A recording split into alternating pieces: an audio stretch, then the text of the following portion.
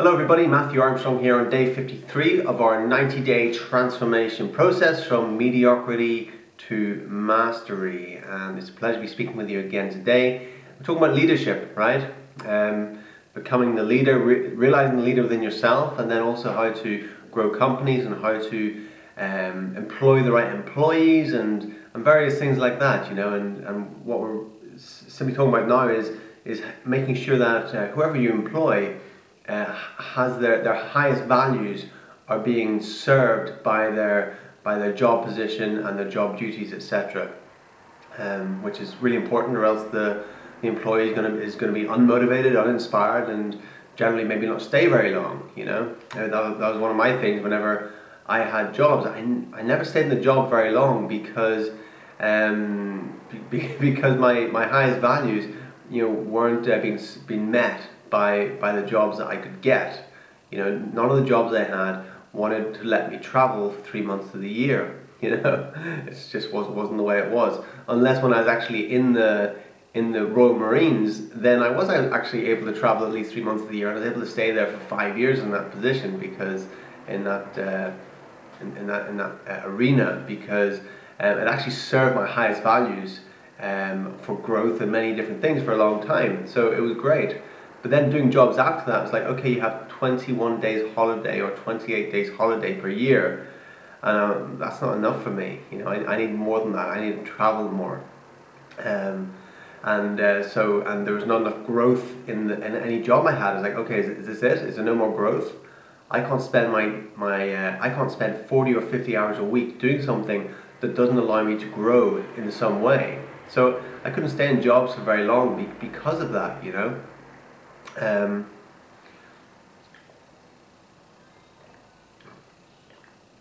So I was really just kind of pushed and forced into becoming an entrepreneur, so then I could, you know, really do what I wanted to do. I remember getting this really high-paid sales position, where it was really high-paid, six-figure salary, and I was thinking, this is great. I'm going to be making big money here. But then 3 weeks into it, I hadn't been able to go training once, hadn't been able to go to the gym once, because I was starting work at 8 in the morning and I wasn't getting home till often 11 at night. I was out on the road going from place to place doing this sales job, and by the time I got home at 11 at night, you know, there's no way I could do some training. And then when I woke up the next morning, it was just straight into onto a conference call and then straight out on the road again. And I did that for just 3 weeks straight, and I made my very first appointment. I made a sale, and the sales manager for my area just said, wow, you know, no one's ever done that. No one's ever made a sale on the very first appointment. He said, you're going to really hit top of the sales board here for the whole of the UK, and etc, etc. But after 3 weeks, I said to him, I'm leaving. He said, what? You know, why are you leaving? You've never made money like this before. And I said, well, look, I haven't been able to go to the gym once in 3 weeks. I haven't been able to train once. And I said, I'm not able to, maybe I'm making money, but I'm not having a lifestyle. And he said in a proud way, he says, look, he says, I haven't been able to go to the gym since last November, which was like 10 months previous. And so he didn't sell it to me. I was like, okay, well then I'm definitely leaving. You know, if that's the way it's always going to be, then I'm definitely leaving, you know. And that's just me. I'm not going to trade my highest values. I'm not going to trade my lifestyle for money. But if you can have both, that's a great thing. And that's what I do now, you know. So if you want to have both, if you want to have lifestyle, if you want to have income, then click on the link below this video, and I'll show you how to have both, right? And live anywhere in the world and travel as much as you want, right? But let's get into the reading, because I actually haven't got much time. I'm about to go out and teach a class in about 10 minutes, and I want to finish off this chapter on leadership. We're reading from the book, The Values Facotr by Dr John Demartini. You can get your book at drdemartini.com, and let's check the time. Okay, we'll see how we go. So we're on page 322. Ideally, you would be wise to have every person in your company doing what is most meaningful to them. So as you go down the list of duties in the job description, if you see 80% X's and 20% checks, What does that tell you? Is that someone you want to hire? No, because you are going to have to expend a tremendous amount of energy, time and resources motivating her, putting her in systems and bureaucracies to keep motivating her, or other employees like her who are not inspired to do their jobs. Because as we have repeatedly seen, nobody comes to work for a job. They come to fulfill their highest values. Remember, if something is important to you, you love talking about it. If something is important to you, if something is not important to you, you don't even know where to begin to speak about it. So if you are considering hiring someone and they eagerly talk about their duties in their job description, you can see that they already feel a strong connection between their job duties and their highest values.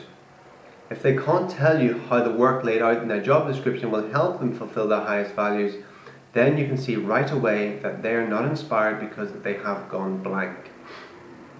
Can people fake these responses? Not really. Their body language will give away instantly whether or not they see a connection between their job and their highest values. Sometimes when you're hiring potential employees, they will be eager to persuade you by telling you whatever they think you want to hear, usually because they may need a job. They want security, but that is not how you live an inspired life, or creating inspiring teams or employees as a leader. So it is wise to go through the questioning process I'm describing for every duty within a prospective employee's job description to see how congruent each duty is with their highest values, as evidenced by how quickly and fluently they speak about it. Although body language also reveals their true values, their ability to speak fluently about the links between your mission and their values is more important. 3. Next, ask them how the mission of your company will help them fulfill their highest values. You say, here is our job purpose and here is our primary objectives. How is fulfilling our mission and primary objectives going to help you fulfill your highest values or objectives? If they're stumped, then they're simply going to use you as a temporary job. They see no relationship between your company mission and vision and their highest values. It means little or nothing to them. They only want a 9-to-5 job so they can, at the end of each day, they can get out of there and go home. That does not mean that they might not be somewhat productive. It just means that you are not going to get a person who is going to want to spontaneously grow in your company and constantly come up with creative and innovative ideas to tackle challenges. Instead, you will get a person who wants the easy path because they don't want to tackle challenges, because that is perceived to be painful. This part of the questioning process can take anywhere from 10 to 30 minutes or even longer, depending on how far you want to go with it. It can save you a lot of aggravation in your hiring or ultimate firing process if you choose to do it.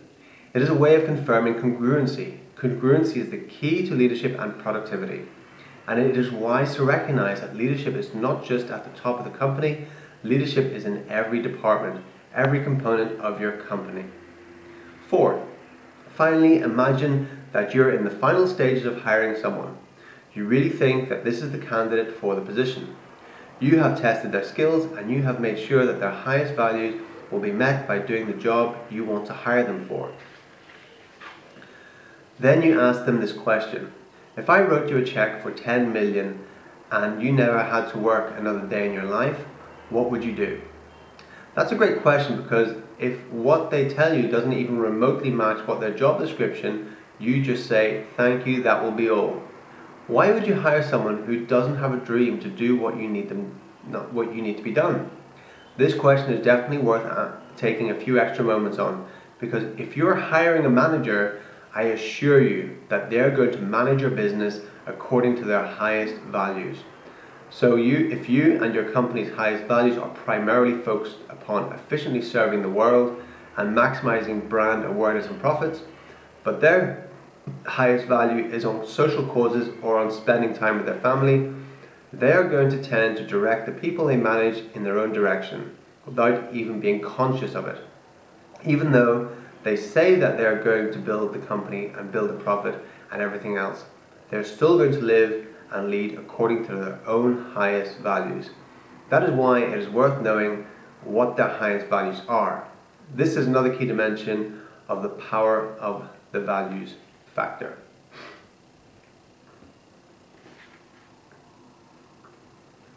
Knowing your mission. As a leader of your company or any organization or enterprise, you will find it very helpful to identify the highest values, primary mission and central vision for both your company and yourself. Whether you're the company president, an aspiring entrepreneur, or a middle manager who seeks to grow within your company, I suggest writing a clear and concise company mission statement. What is your company really dedicated to? Write it down so clearly and honestly that everyone who reads it knows exactly what highest values and objectives your company is intending to fulfill. Writing a mission statement that isn't really meaningful, valuable, and true is fruitless. Don't write social idealisms. Don't write something just for marketing. It is amazing how many people write down false ideals for their company, fantasies that nobody even pays attention to.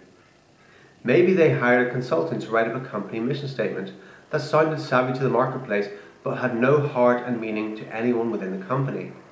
How many of you have been to a company where nobody reads the mission statement, nobody pays attention to it, it has no meaning or inspiration whatsoever, it just sits there as a lifeless document?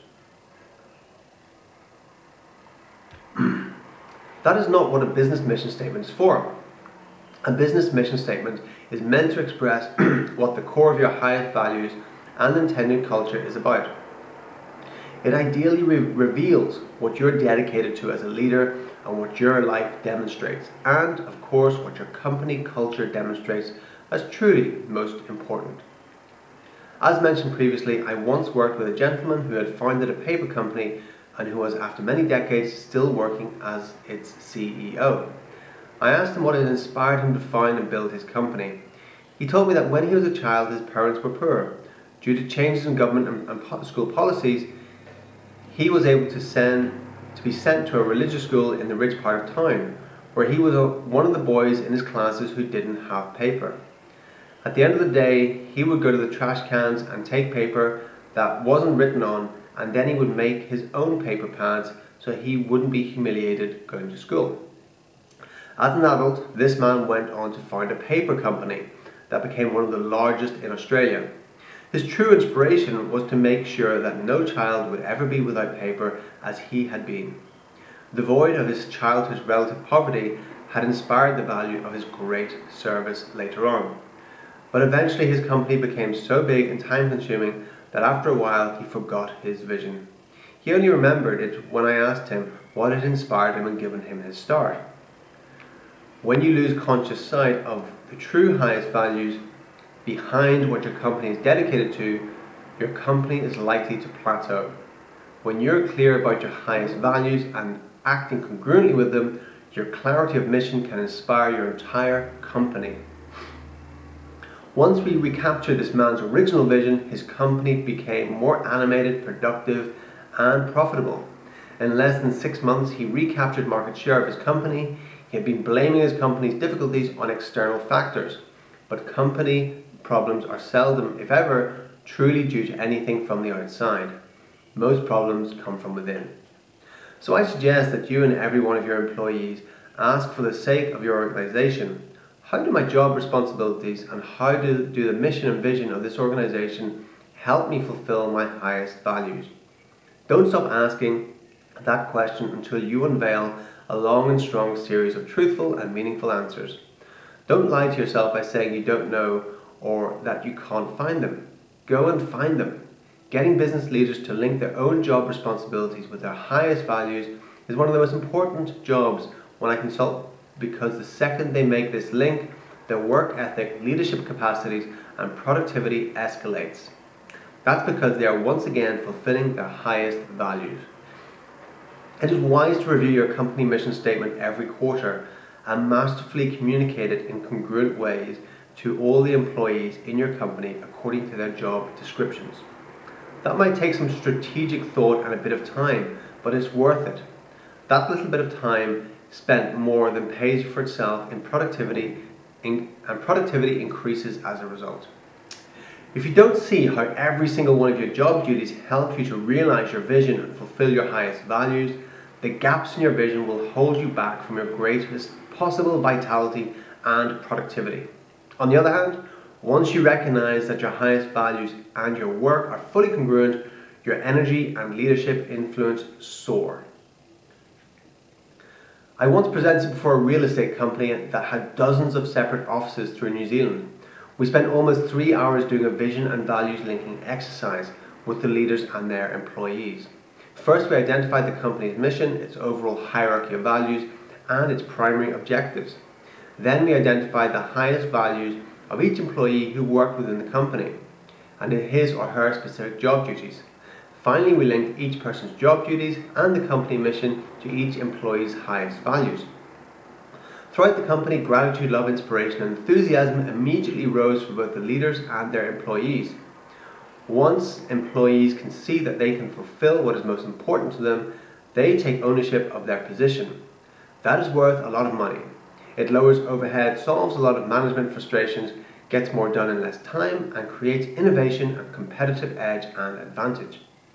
Creativity and innovation begin to soar because when people throughout a company take on ownership, it means that their work at the company is higher on their list of values. Now they naturally want to solve problems for the company. Now they are willing to face equally both pain and pleasure in the pursuit of their inspiring goals.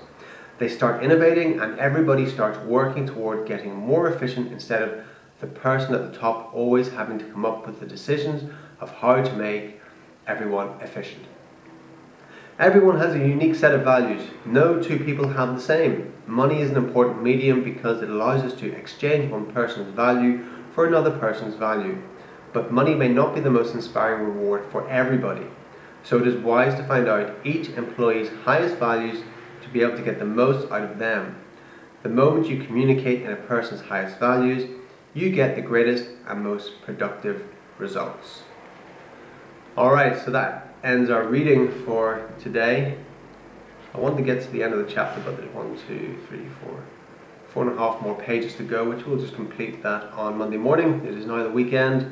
Have a great weekend, and or whenever it is for you, have just a great time. And I look forward to speaking to you again on Monday morning. And if you haven't already done so, click on the link below, get on our subscriber list. Just put in your email address down there, and if you'd like to join our movement, creating financial freedom online, be able to live anywhere in the world and have an amazing lifestyle, then click the link below, put in your details and gain more information on that. My name is Matthew Armstrong. I shall see you again on Monday. Thank you.